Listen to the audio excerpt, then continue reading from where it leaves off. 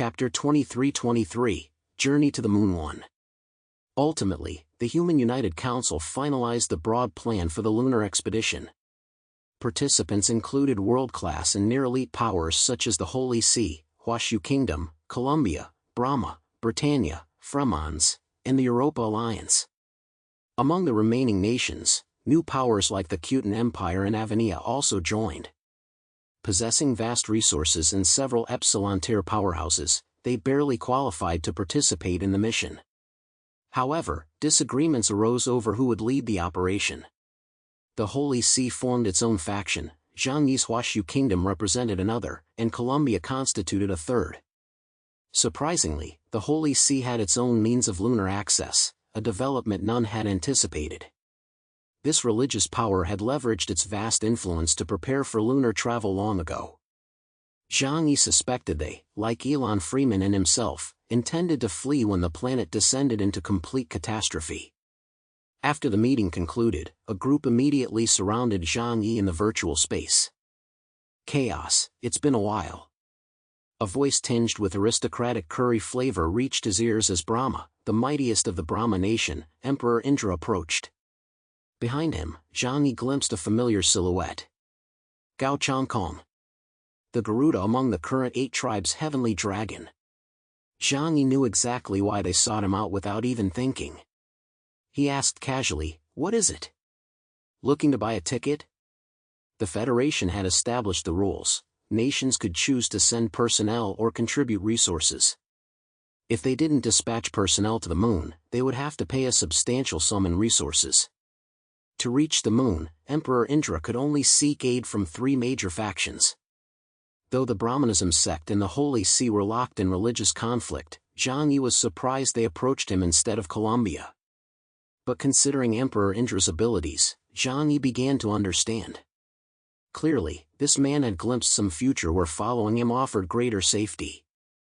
Sure enough, Emperor Indra pressed his palms together, chanted the divine title Vishnu reigns supreme, then fixed Zhang Yi with a faint smile. "I've glimpsed reflections of the future. On this lunar mission, you'll become my ally, securing my triumph. Thus I offer you this chance to assist me in achieving something monumental." Zhang Yi sensed something different about Emperor Indra now. He couldn't fathom what kind of growth this fellow had undergone after enduring whatever the hell that Trimurti trial was. Rolling his eyes, Zhang Yi retorted, "Cut the crap. If you want to ride on my ship, we'll need to talk about resources." Emperor Indra frowned and sighed, "How vulgar."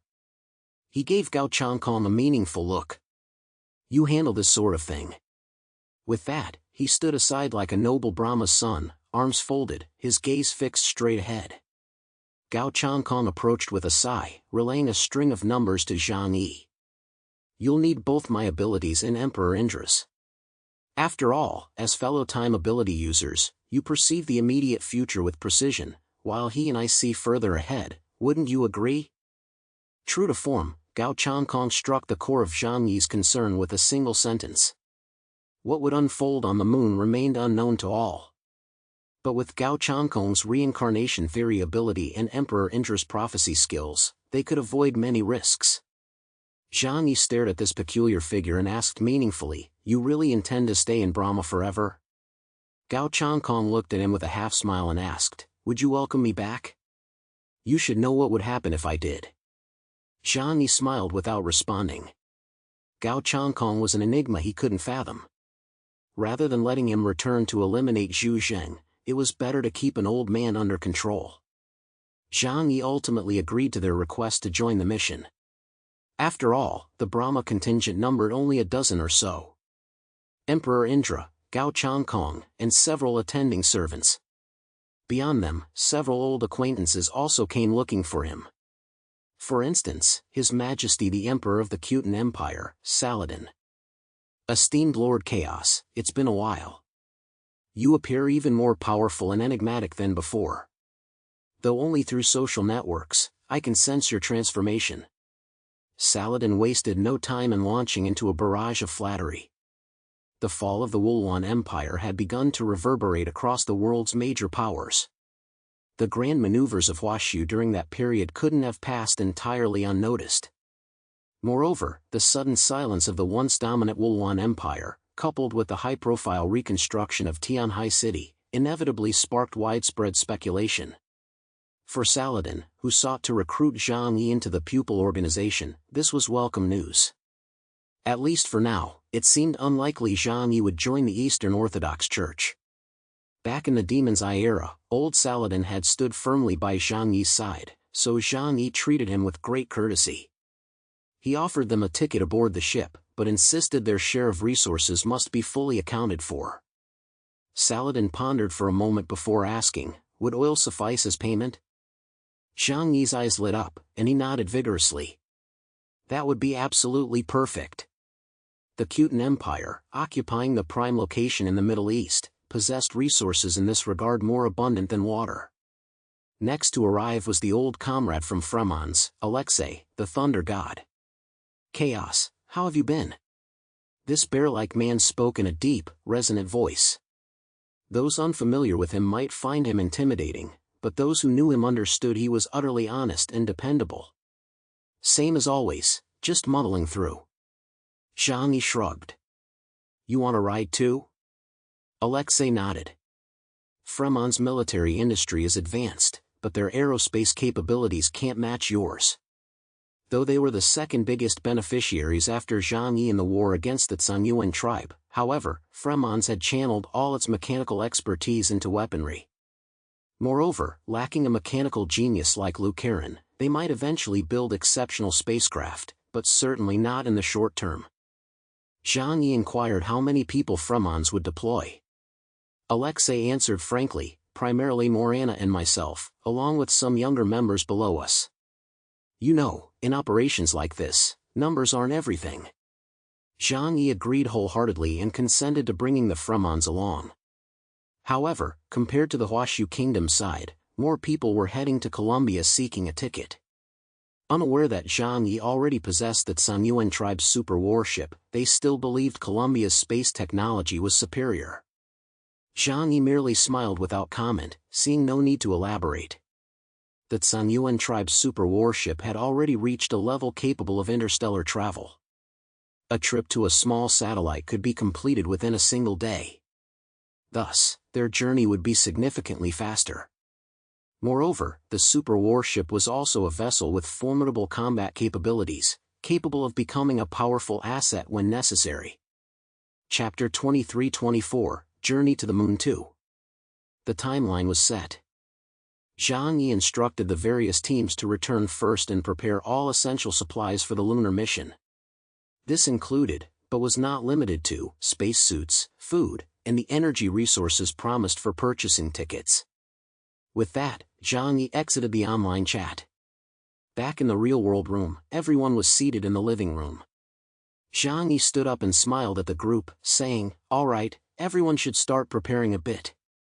Though, he shrugged, I doubt any of you need to gather much in the way of supplies.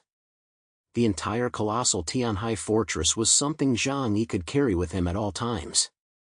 Truly, there was little need for special preparations. Liu Karen stood up and said, "Everyone, hand over your battle armor to me.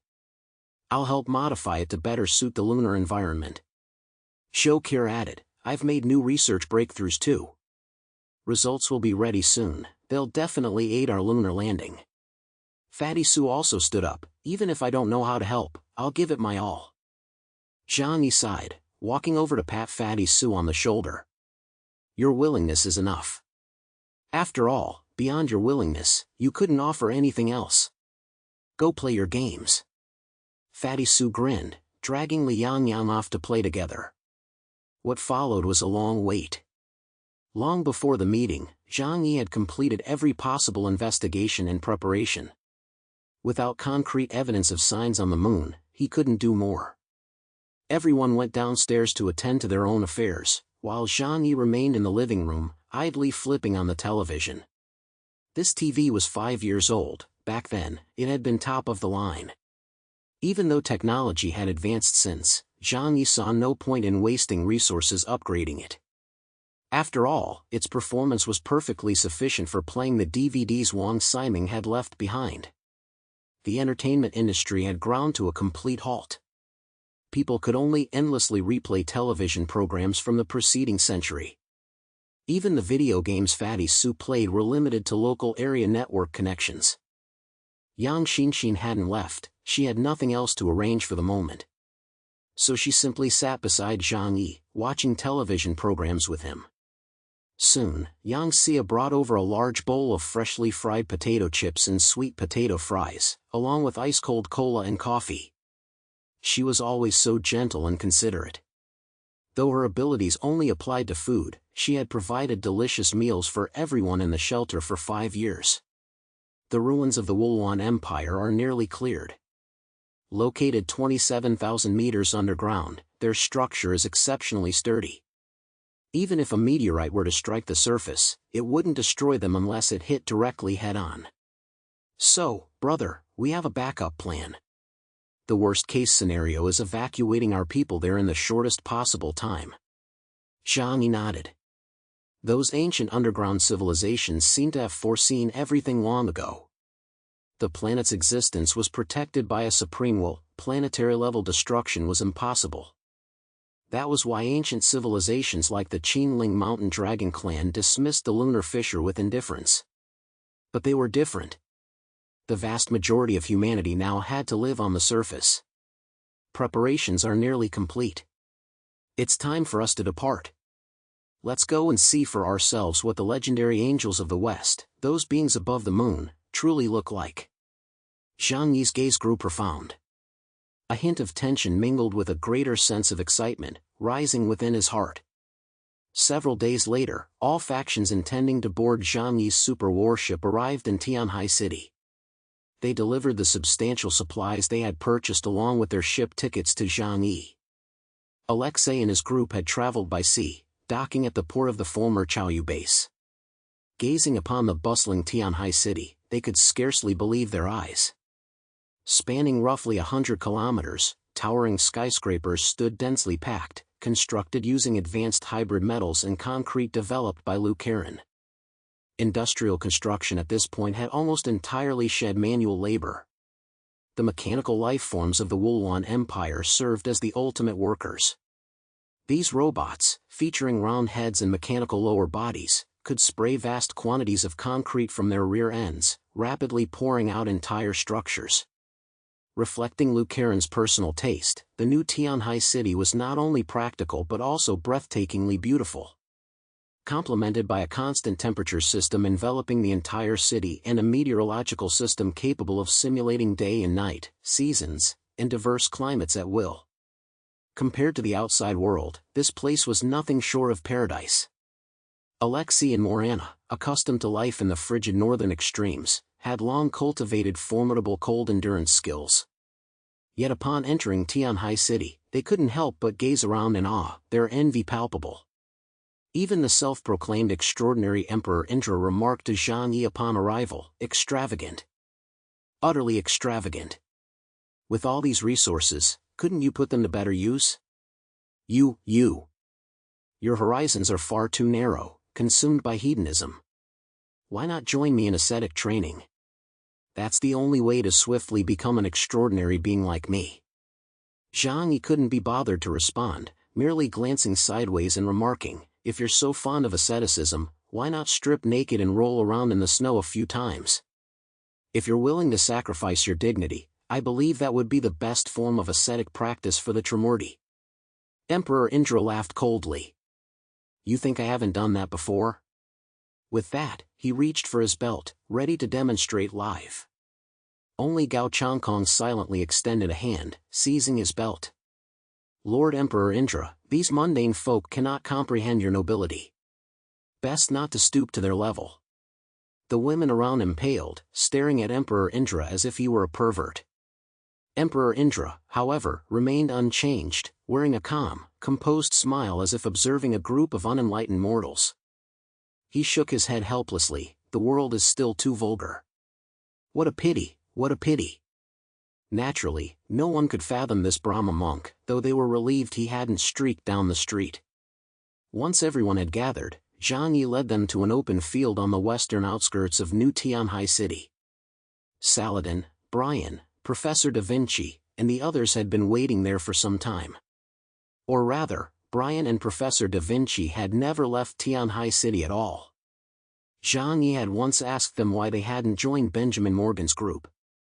Professor Da Vinci's response was blunt: "This mission wasn't assigned to me. Besides, for spaceflight, a task with unknown danger levels, he'd have to pay me a hefty fee. That guy refused, so naturally, I didn't work." Chapter 23-25, Journey to the Moon 3. Zhang Yi deeply admired the liberalism of the Colombians. As a nation built by immigrants, many newcomers felt little connection to Colombia itself. Their approach was simple: work for pay. At this point, Brian vented his anger at Zhang Yi. "That bastard Morgan is too stingy. I only asked him for 10 billion in operational funds, and he actually refused. Don't I, the world's greatest tough guy, deserve that price?" Colombia had long maintained contact with the underground civilization, so they were well prepared for the coming apocalypse. To this day, it remains one of the few nations maintaining normal social order and currency stability. Some aspects struck Zhang Yi as utterly absurd. For instance, even when people were freezing or starving to death, the place insisted on enforcing regulations like mandatory rest days and prohibiting labor for children under 14. But upon reflection, this wasn't entirely a bad thing. Zhang Yi smiled as he asked Professor Da Vinci and Brian, "If you join me on this mission, I won't be covering any expenses, you know." Professor Da Vinci curled his lip. "Joining you is our own free will. We may be friends, but once we're on the moon, we won't blindly follow your orders." Zhang Yi shrugged. Naturally. Professor Da Vinci was exceptionally intelligent, his intellect rivaling even Yang Xinxin's. When troublesome problems arose, Zhang Yi would still need his assistance. Zhang Yi never considered himself particularly clever, so he valued listening to the wise. Hey! Are you two done yet? I have a question. Where's the spacecraft?" Emperor Indra said impatiently. He looked around, seeing only a vast open space before him, not a trace of the spacecraft in sight. "What's the rush?" Zhang Yi yawned, then raised his right hand in front of everyone, pointing it toward the sky. In the next instant, a massive spatial vortex materialized mid-air. Space warped, a gateway opened, and then, a massive, monstrous steel protrusion slowly and silently emerged from the void. Emperor Indra and the others watched calmly, their eyes initially filled with confusion. They couldn't fathom how this enormous, bizarre metallic bulge could possibly relate to a spaceship. But as more and more of the ship's structure appeared, the shock etched on their faces grew more intense. The colossal warship crushed through space, unleashing a howling wind and a thunderous roar. Soon, even the small portion exposed was larger than any supercarrier in the world. Standing in its shadow, people felt like tiny bacteria. Boom! The super warship, Dreamer, continued to unfold outward, leaving Emperor Indra and the others utterly numb. Just when you thought you were witnessing an unimaginably colossal monster, you soon discovered that what you deemed immense could become even more immense. Unfolding the Dreamer alone took Zhang Yi several tens of seconds. It wasn't that he couldn't release it all at once, he simply wanted to savor everyone's expressions at that moment. Even Morana, known as the Winter Goddess, stood frozen in disbelief. Then, as if struck by a thought, she snapped her gaze toward Zhang Yi. "This warship. Is it technology you acquired from the Tsunyuan tribe?" Zhang Yi offered a faint smile as he fully materialized the Dreamer. It didn't touch down, instead hovering silently mid-air. From its hull, thousands of round metallic heads emerged, over 10,000 mechanical life forms responsible for maintaining the entire vessel. Over 2,000 meters long and towering more than 600 meters high, its mere presence in the sky blocked sunlight from an entire district. This wasn't an airship at all. It was an aerial city. Zhang Yi stared at it, smiling as he answered Morana's question. "You're right. This is the legacy of the Tsunyuan tribe." Morana's heart trembled violently. She clenched her fist silently, filled with nothing but boundless regret. That battle had clearly taken place on their homeworld, Fremons, yet in the end, Zhang Yi had snatched such a colossal prize. The technology of this single super warship alone surpassed all the Mechanical Legion technology they had ever obtained. Saladin and the others were utterly dumbfounded, though they had probably reacted similarly the first time they saw a super warship.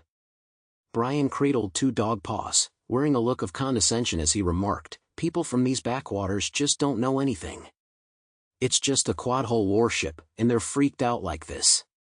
Saladin and the others paid no heed to Brian's mockery. He stared at Zhang Yi, the astonishment still etched on his face. "Lord Chaos, with this warship, you now possess the power to destroy nations, don't you?" At these words, expressions of gravity crept onto the faces of Emperor Indra and Gao Changkong. As neighbors of Huashu Kingdom, they were the last to wish for its overwhelming strength. For that meant the risk of being swallowed whole. As for Gao Changkong, he simply felt that with Zhang Yi around, his hopes of returning to the Jiangnan region grew even more remote. Smaller nations posed no real threat. Zhang Yi remarked indifferently. Truthfully, even powerful nations wouldn't be much of a challenge, though he kept that thought to himself.